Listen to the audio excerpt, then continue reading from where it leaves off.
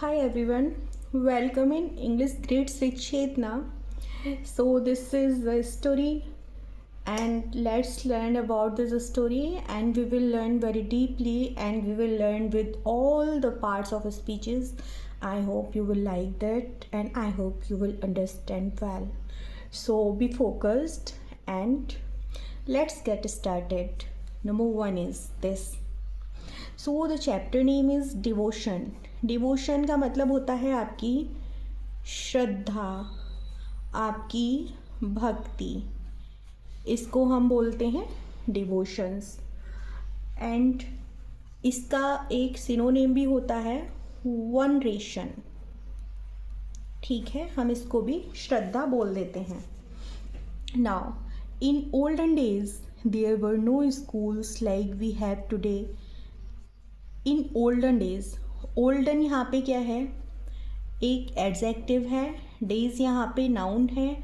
तो आपको पता होगा कि एडजेक्टिव्स जो होते हैं हमेशा नाउन को डिस्क्राइब करते हैं and those words which describe the nouns and pronouns are called adjectives.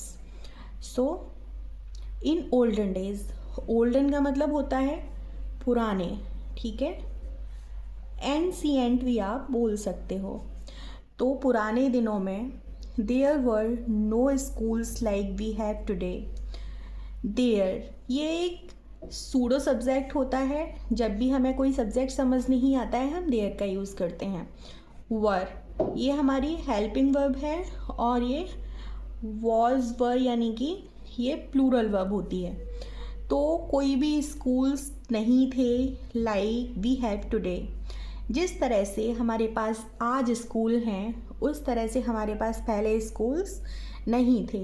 Now this is sentence we have and you know have and has and had. These words tell us about possession. POSS possessions या फिर rights. तो ये आपको अधिकार के बारे में बताते हैं. ठीक है, कोई भी चीज़ अधिकार जब आपका होता है किसी पे, आपके राइट के बारे में, यानी कि आपके पास क्या है. Like I have a car है ना, और ही हैज़ पेंसिल. एंड जब पास्ट की बात हो रही होती है तो हम यूज़ करते हैं हैड का. I hope whoever is watching me, the people will be understanding those I'm teaching. So we have today, जिस तरह से आज थे, pupils were sent to guru's ashram और Gurukul to get education. pupils होता है, ये शिष्य होते हैं, शिष्य. ठीक है, तो जो शिष्य थे वर सेंट टू गुरुज आश्रम. तो गुरु के आश्रम में शिष्यों को भेजा जाता था. आज के समय में हम उन्हें स्टूडेंट्स भी बोलते हैं, या फिर गुरुकुल भेजा जाता था. टू गेट यानी कि प्राप्त करने के लिए. एजुकेशन शिक्षा. There teachers were called gurus. उनके जो अध्यापक थे वर कॉल्ड गुरुज.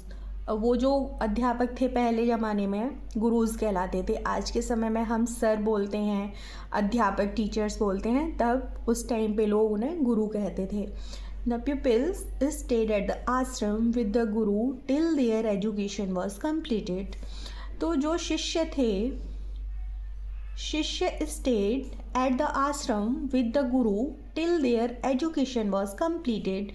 शिष्य stayed रहते थे. ठीक है, रहते थे आश्रम में विद गुरु, अपने गुरु के साथ में, टिल तब तक, देयर एजुकेशन उनकी जो शिक्षा थी पूरी नहीं हो जाती थी.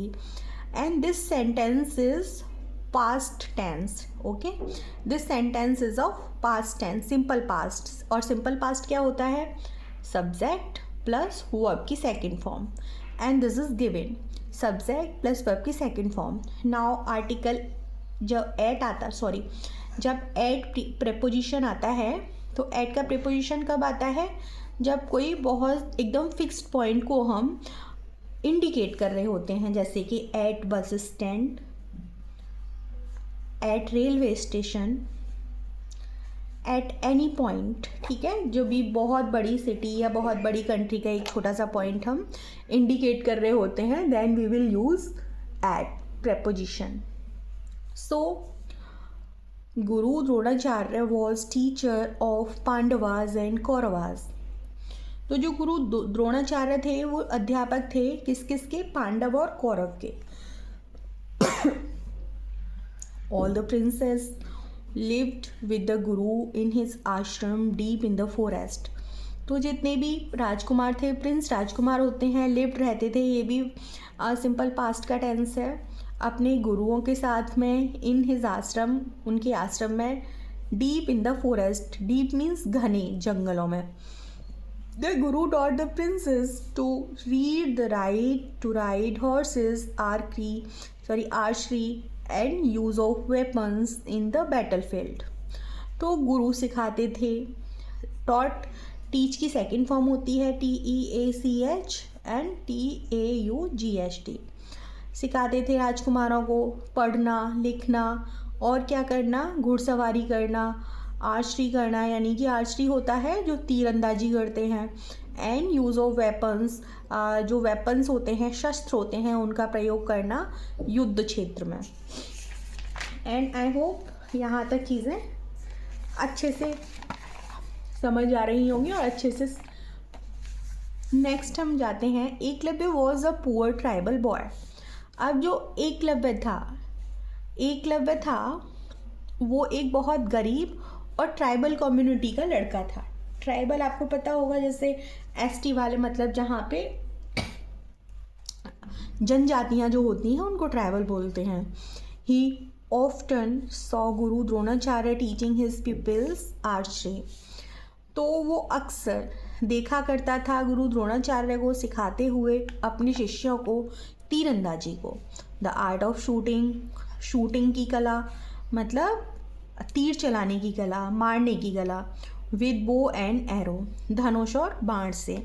सो ही वेंट, वो गया, वेंट आपका गो, वेंट एंड गॉन, टू गुरु द्रोणाचार्य के पास वो जाता है, एंड रिक्वेस्टेड, और उन्होंने प्रार्थना की। किसने प्रार्थना की?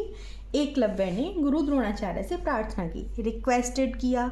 Requested, sir you are teacher of Pandava and the Kaurava princes, please accept me as your student and impart me and complete knowledge of an Archer.